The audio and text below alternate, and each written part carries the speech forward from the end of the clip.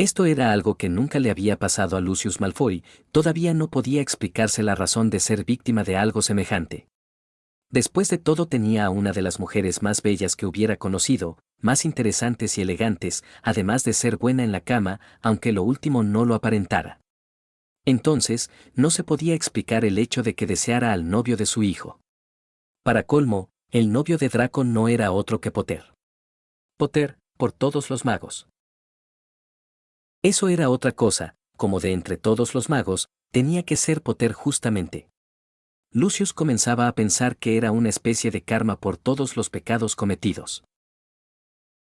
El punto es que el deseo era demasiado, orillándolo a tratar de seducir a Potter. A pesar de ser discreto y sutil, lo más que un Malfoy podía serlo, y eso es ya decir mucho, Potter se dio cuenta. Aparentemente, Lucius utilizaba las mismas estrategias que Draco debió haber usado en su momento. Sin embargo, Lucius no se lo esperaba. No esperaba que el atolondrado y despistado de su yerno se diese cuenta, y menos aún que le dijera a Draco. Padre, Harry tiene la absurda idea de que has estado tratando de seducirlo. Dijo Draco en un tono hermético.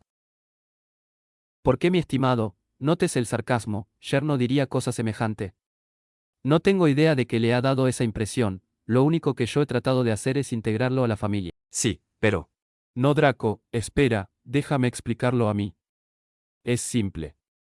Al principio pensé que era mi imaginación, pero luego de las flores, el costoso anillo de diamantes, el último modelo de Nimbus, las idas a la ópera y el teatro, las cenas en elegantes restaurantes y del hecho de que Lucius aceptara acompañarme a una excursión al mundo Mogel, comencé a tener serias sospechas. Ya que, todo lo que pasaba se parecía mucho a tus cortejos. Dijo lo último mirando a Draco. Potter, ¿qué demonios te hizo pensar eso? Yo solo quería mostrarte mi aprecio y que apruebo que estés con Draco. Después de todo, es la felicidad de mi hijo de lo que estamos hablando hoy. Padre, Ese tema es una de mis prioridades, ya que mientras Draco sea feliz. padre, No importa con quién esté saliendo. padre. ¿Qué quieres, Draco? ¿No ves que estoy tratando de explicarle al neandertal de tu novio que no me importa con quién salgas mientras seas feliz? ¿Nearden qué? A mí nadie me dice Nearden lo que sea. Calla, Harry. Padre, lo que yo quiero saber es, ¿por qué razón tu pie está acariciando mi rodilla? Hijo, debe ser tu imaginación, seguro es Potter quien lo está haciendo. Pero yo. Calla, Potter, no seas tímido.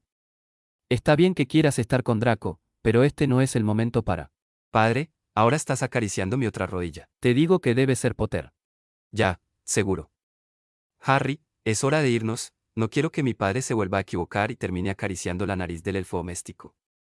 Y padre, deja de molestar a Harry, de lo contrario madre se enterará y tú sabes lo que eso significa. No, no serías capaz de decirle a Sisa. Pruébame.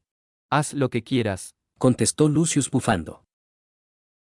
Ya se había dado por vencido. Después de todo, el hecho de que Narcisa se enterara significaba algo peor que enfrentarse él solo a Voldemort, algo peor que ser cruciado por Bellatrix, era el peor desastre que pudiera pasar. Sisa era terrible cuando se enojaba, era bajo que Draco lo amenazara con eso.